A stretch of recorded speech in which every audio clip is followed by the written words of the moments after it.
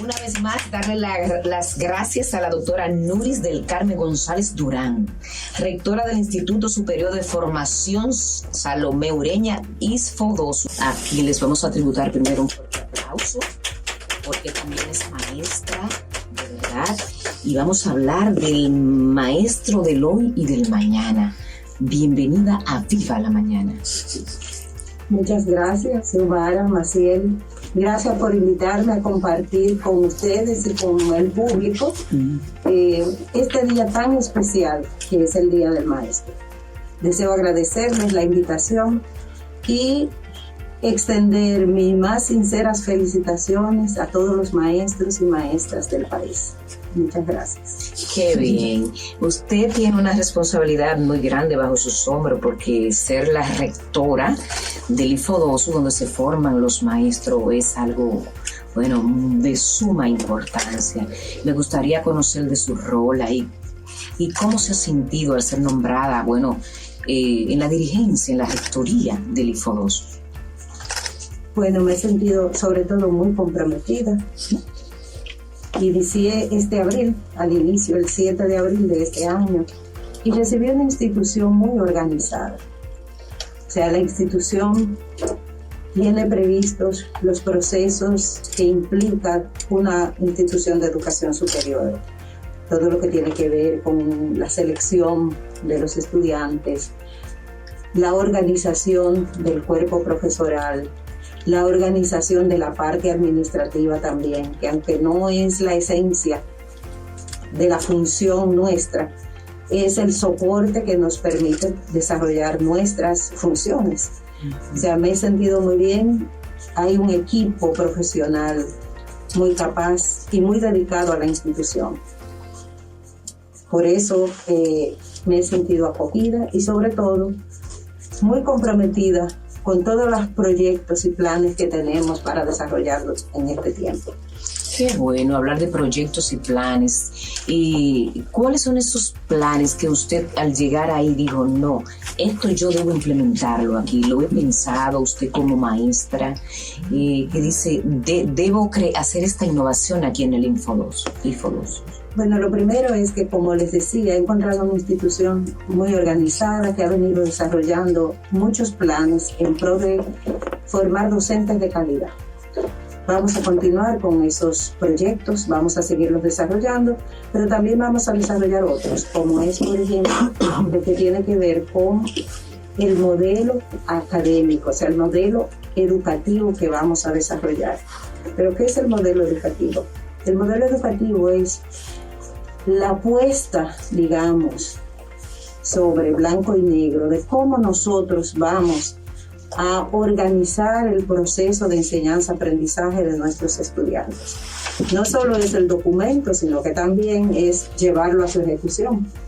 En ese modelo se describen los propósitos, las metas de nuestra formación, pero también se describen las estrategias y métodos que vamos a priorizar para lograr desarrollar las competencias que nuestros estudiantes deben desarrollar a lo largo de su carrera. Entonces, ese modelo educativo, tenemos ya varios de los elementos que lo componen, que han venido desarrollándose en la institución, pero ahora lo vamos a conjugar todo, los vamos a sistematizar y vamos a complementar algunos elementos que le faltan. Hay algunos elementos que le faltan. Me gustaría que usted me dijera, hablando de eso, de modelos de competencia, para usted, ¿cuál es ese perfil que caracteriza al profesor, al docente de hoy día, el que exige la sociedad? Bueno, la sociedad de hoy exige un docente que tenga unas competencias referidas a un dominio de lo que debe enseñar. O sea, un docente ante todo debe saber lo que va a enseñar. Implica un dominio de los contenidos curriculares que están establecidos en nuestro currículum nacional. Implica también tener dominio de cuáles son las mejores estrategias, las mejores orientaciones que debe asumir el docente para poder desarrollar esos procesos de enseñanza.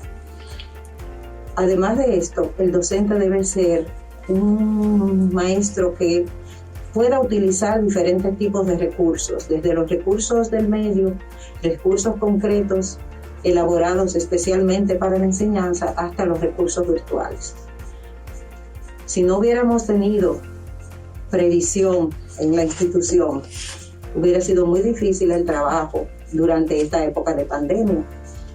Sí, me gustaría que me hablara un poquito ahí, ¿cómo ustedes han podido llevar las clases en estos momentos que estamos viviendo una pandemia que todavía no se ha ido, que está en un pico ahora mismo?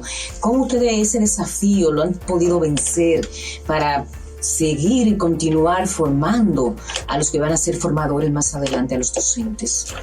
Como les decía, tenemos un equipo con muy buena formación, pero sobre todo muy comprometido. Yo no estaba en ese momento en la institución, pero la manera en que se organizó para poder seguir ofreciendo una docencia de calidad a lo largo del periodo de la pandemia es que se formaron equipos docentes para comenzar a preparar todas las asignaturas para trabajarlas de manera virtual. Y en eso toda la institución se abocó a organizarse para que no se perdiera un solo día de trabajo. ¿Cómo lo hicieron? Teníamos ya un convenio y estábamos preparando asignaturas para ofrecerlas virtualmente, pero aquí llegó la pandemia y tuvimos no solo que trabajar con esas que se estaban preparando, sino que eran con todas. Entonces se formaron equipos de docentes con el apoyo y orientación de los que ya tenían dominio del trabajo virtual, más algunos asesores. Se pudo ir cada periodo académico preparando, organizando las asignaturas para ofrecerlas de manera virtual. Se contó también con apoyos que eran importantes para los estudiantes y para los profesores. O sea, una vez se inició la docencia virtual, se contaba con unos monitores, asesores, que daban apoyo tanto a los maestros cuando tenían necesidad de preguntas y dudas sobre el manejo de la plataforma o la manera en que iba a diseñarse una determinada actividad, pero también para nuestros estudiantes, cómo acceder, cuáles preguntas técnicas sobre la plataforma, el manejo de la plataforma que utilizamos, le venían. Además de esto, se dedicó especial atención en dar apoyo, no solo pedagógico, sino también emocional. La educación virtual es una formación muy solitaria. El estudiante está solo, el maestro está solo.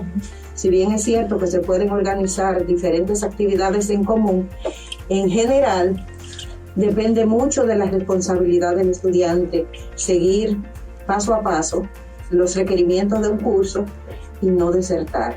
Entonces ese apoyo que se dio surtió su efecto, porque nosotros no tuvimos una deserción elevada, tuvimos la deserción normal que se tiene en cualquier periodo. Qué no bueno. aumentó. O sea, que tuvieron una deserción normal. Tenemos a Marlene Xioma también Marlene Camilo, nuestra pregunta. compañera que está trabajando desde la casa por la virtualidad, precisamente hablando de la virtualidad, por el asunto de la pandemia. Una preguntita. Marlene, adelante. Sí, muy buenos días. Quiero felicitar de manera muy especial a todos los maestros en su día y preguntarle a la doctora Nuris del Carmen que cuando ella le informaron que iba a estar al frente de esta institución del ISFODOSU, sobre todo en el momento en el que se presentó, ¿cómo fue para ella cuando le informaron y qué ha significado? Bueno, fue un momento muy emotivo. Yo soy egresada de uno de los recintos del ISFODOSU, egresada hace mucho tiempo, cuando el ISFODOSU no existía, cuando era todavía una escuela normal. Pero como ustedes saben, el ISFODOSU es producto de elevar las escuelas normales a instituciones de educación superior que luego se aglutinaron en una sola institución, que es el ISFODOSU. Muy orgullosa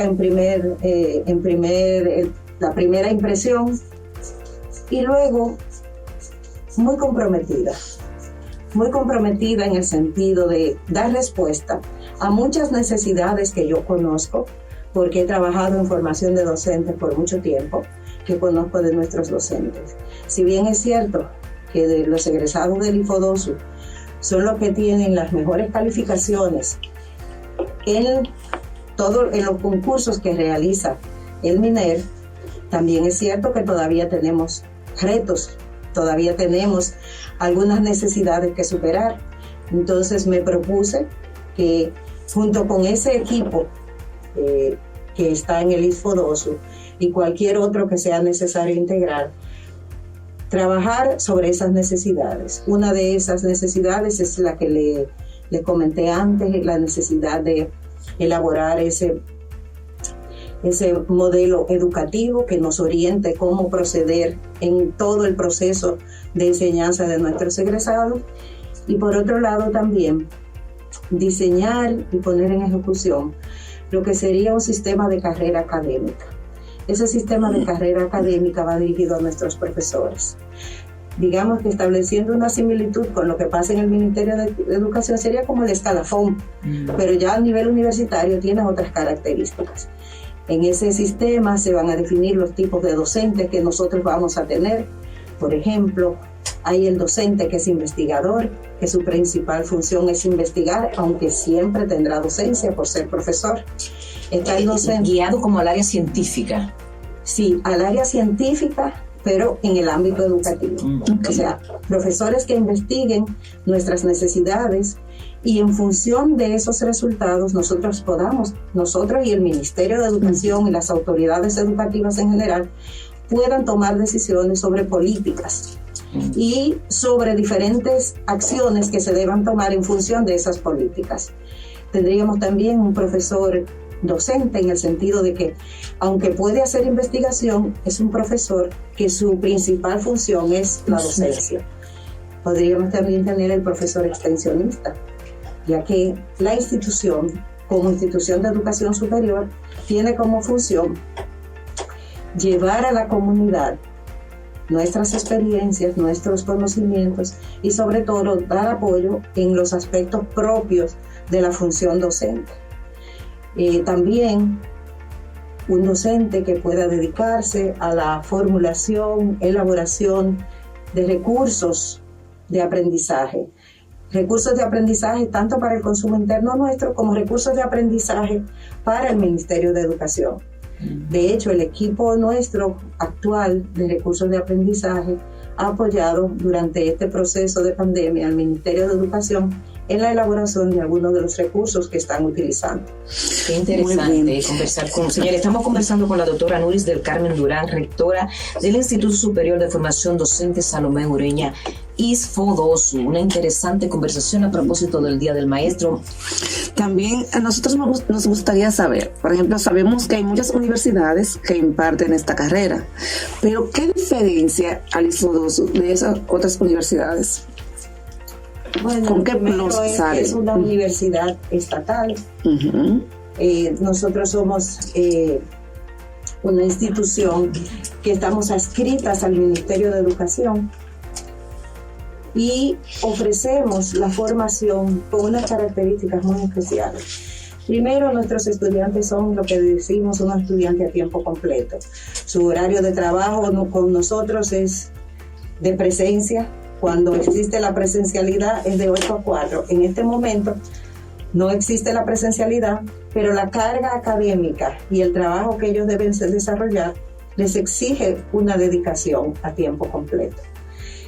Además de esto, nosotros ofrecemos a nuestros estudiantes una formación que va más allá del plan de estudios. Y para eso tienen un diplomado en inglés, de manera tal que cuando nuestros estudiantes egresan, ya tienen un dominio del idioma, un dominio medio, no para ser profesores de inglés, pero sí un dominio medio que le permita a todos utilizar publicaciones en la lengua inglesa que les sirvan de insumo para su profesión y también que les siente las bases para aquellos que se sientan motivados y deseen seguir preparándose, qué sé yo, para luego ser profesores de inglés, etc.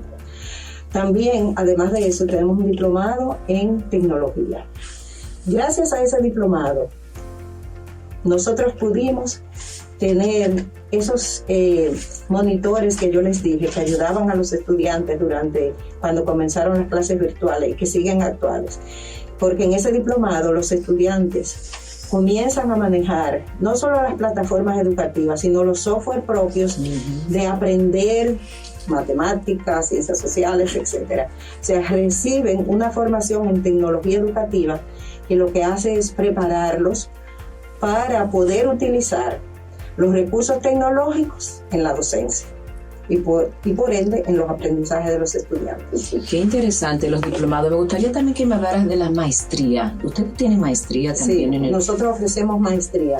En este momento estamos ofreciendo una maestría en matemáticas para profesores de secundaria, una maestría en lengua y literatura española, también para profesores de secundaria, y una maestría en biología.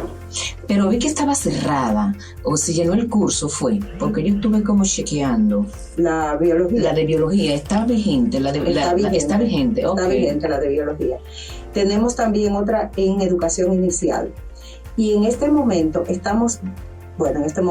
el próximo periodo académico, vamos a reiniciar una maestría que tenemos para gestores educativos, que está dirigida a directores de centros educativos, directores regionales y directores de distrito.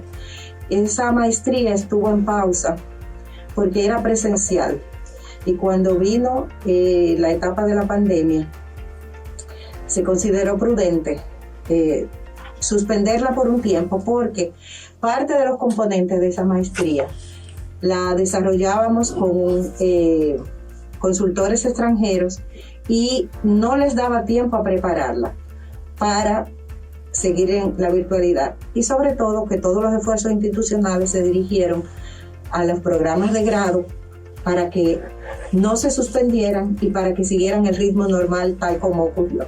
Entonces en este momento esa otra maestría que tiene unos 600 participantes se está retomando. Ya va a arrancar de nuevo, o sea, a continuar en el próximo periodo de septiembre. Qué bueno que nuestros docentes se están preparando cada vez más. Tenemos a Marlen de nuevo ahí. Marlen Camilo, sí, adelante. Sí, estoy por aquí. ¿Cuáles serían esos planes que tienen a largo plazo para el ISFODOSO que todavía no se han llevado a cabo?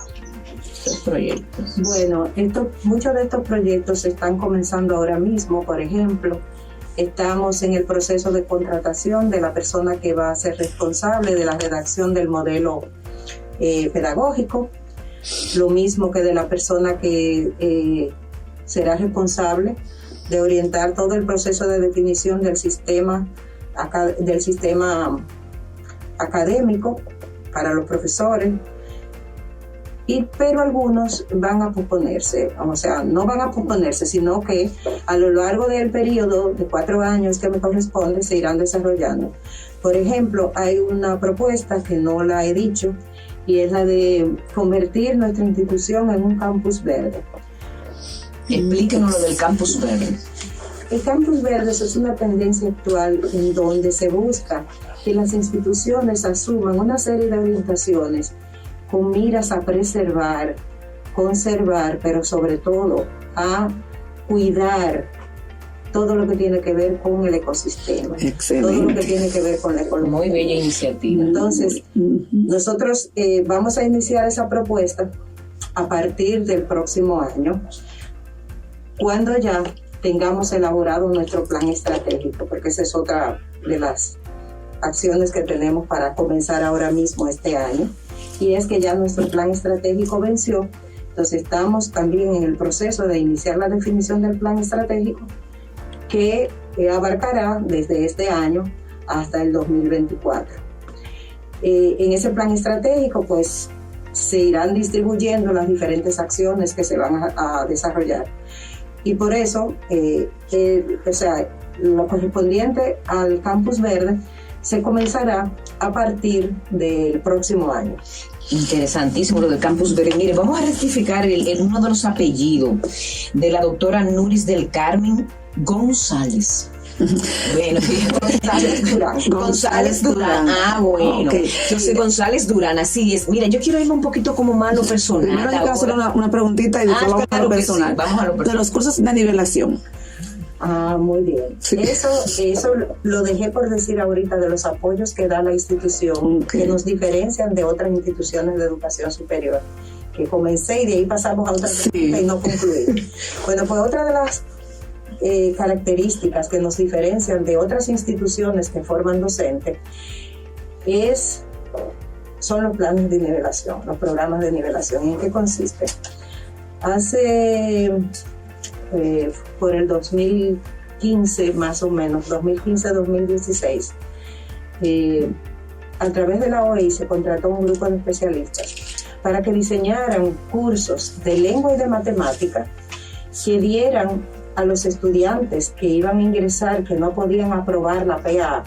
La PA es una prueba de actitud académica que deben rendir todos los estudiantes que van a ingresar a las universidades.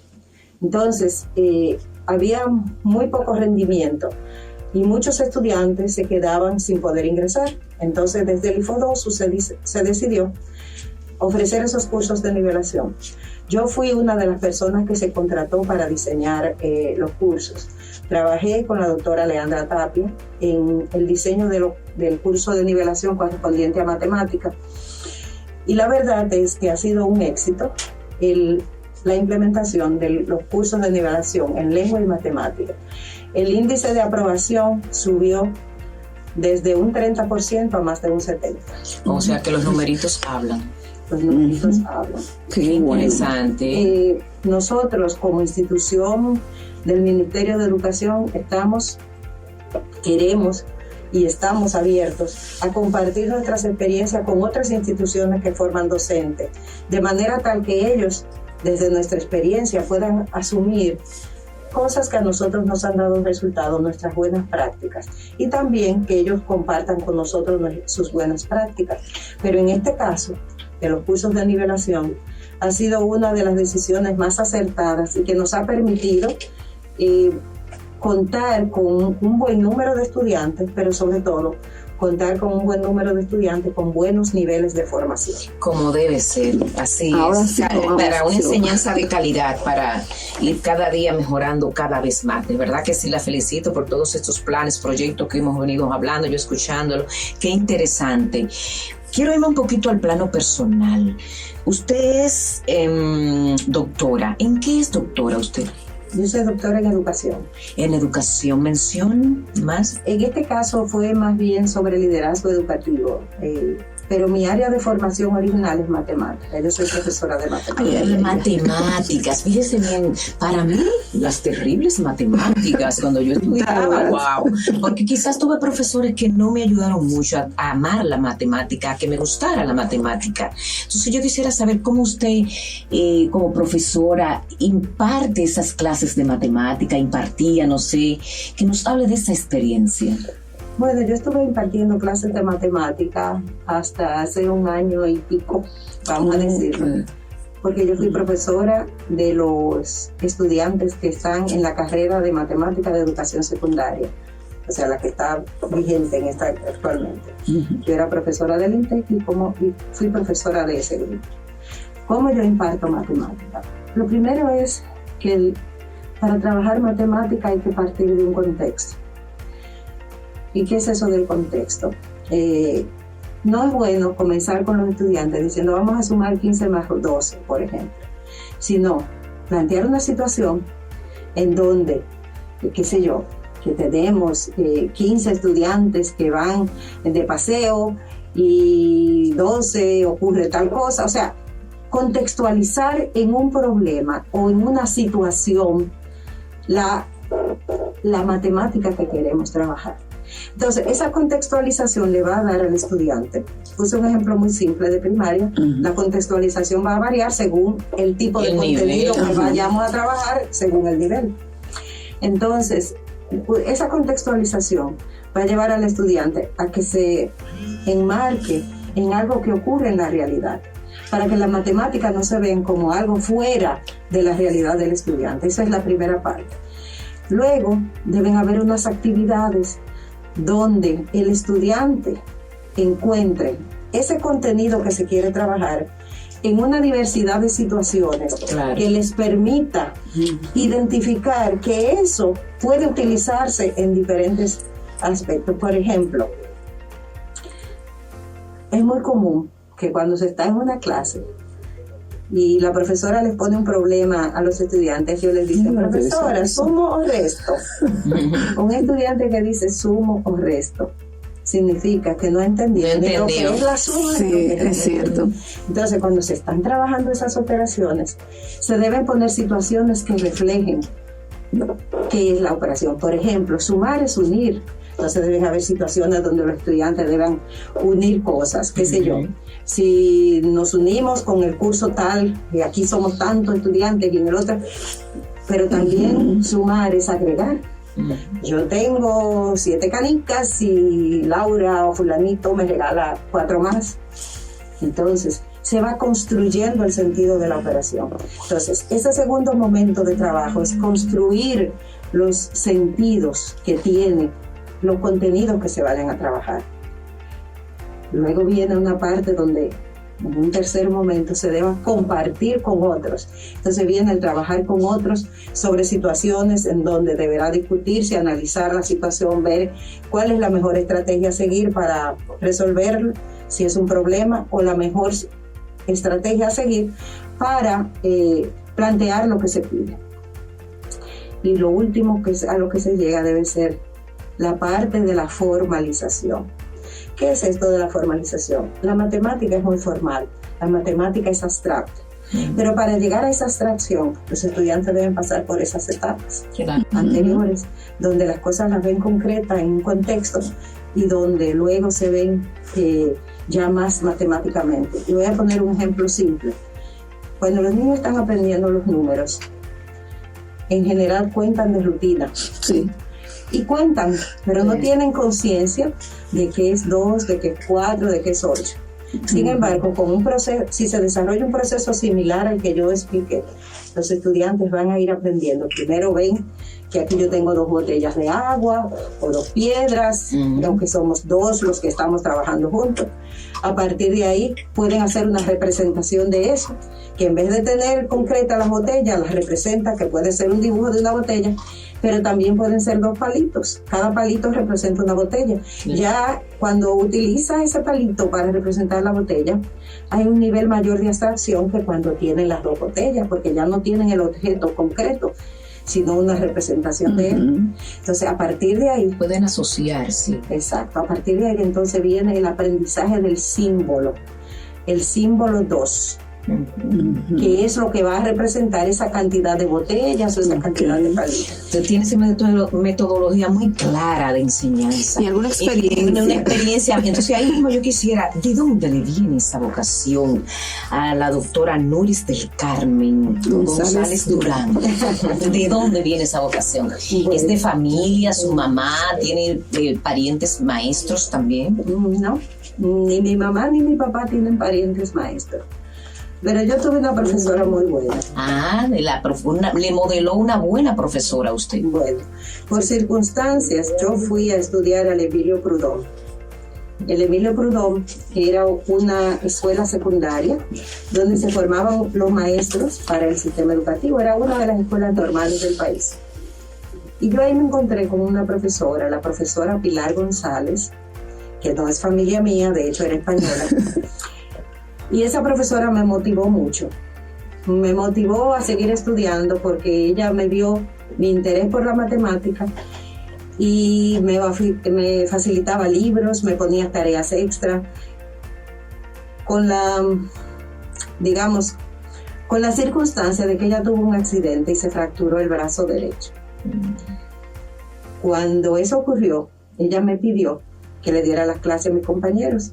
Entonces yo me reunía con ella, discutía las clases y yo le daba las clases a mis compañeros. Oh, qué bien. Ella vio el talento en usted también, las capacidades, las competencias. Ella estaba conmigo en la clase, pero ella tenía el brazo derecho inmovilizado y el otro un poco averiado, pero ella era derecha, entonces no podía escribir y se escribía mucho en clases de matemáticas. Entonces el poder hacer eso me motivó a seguir estudiando matemática por mi cuenta. Y cuando fui a la universidad, pues estudié educación, mención matemática, y luego me motivó a seguir profundizando con una maestría en matemáticas y una maestría en diseño curricular en matemáticas. O sea que mi área de especialidad es esa. Y en sentido general, el trabajo mío con formación docente ha sido en matemáticas. Bueno, Maciel, yo pienso que es interesante hablar con doña Nuris, sí. ¿Verdad que sí? Encantadísima de tenerla aquí. Nos gustaría saber en el día de hoy qué actividades tienen ustedes para celebrar este día tan especial del maestro, del docente. Bueno, en todos los recintos desde el día de ayer se están haciendo actos de celebración con los maestros. Son actos virtuales, porque la situación no nos permite reunirnos. Sí, claro. Desde ayer, hoy continúan algunos, en este momento se debe estar desarrollando uno en una de los recintos y esta tarde siguen otros. De manera especial, hemos querido felicitar a todos los docentes y tenemos la producción, tenemos un video para felicitarlos de manera tal que pueda llegar a todos. Qué bien, Maciel. ¿Tienes alguna pregunta más? No, felicitar de verdad a nuestra rectora. Bueno, yo pienso que sí, exacto. Bueno, hemos tenido una conversación muy interesante, una entrevista, conversación como usted quiera, pero de verdad la felicito, le deseo muchos éxitos en sus funciones, la preparación está, cada día abogamos por un profesorado que sea de calidad como lo ameritan estos tiempos, es así, y donde el profesor sea también un acompañante de su alumno. Así es. Un mensaje final, si usted tiene. Bueno, primero felicitar a todos los maestros en su día y que sigan preparándose. Todavía necesitamos mucho para llegar a nuestros estudiantes, para formar estudiantes de calidad. Seguir preparándose los que ya son egresados en esos aspectos que todavía no han trabajado, y a los estudiantes que van a ser maestros y que ya hoy es casi su día, que sigan trabajando, que a pesar de la virtualidad vamos a lograrlo y vamos a seguir hacia adelante. Señores, esto merece un aplauso. Bueno, una vez más, darle las gracias a la doctora Nuris del Carmen González Durán, rectora del Instituto Superior de Formación Salomé Ureña ISFODOSU, por haber estado en Viva la Mañana. Abordamos el tema, señores, hoy del profesor, del docente del hoy y del mañana. Así es, gracias por su hermosa labor. Las puertas de Viva la Mañana siempre estarán abiertas para ustedes aquí. Nos vamos al cambio porque hay muchísimo más en Viva la Mañana.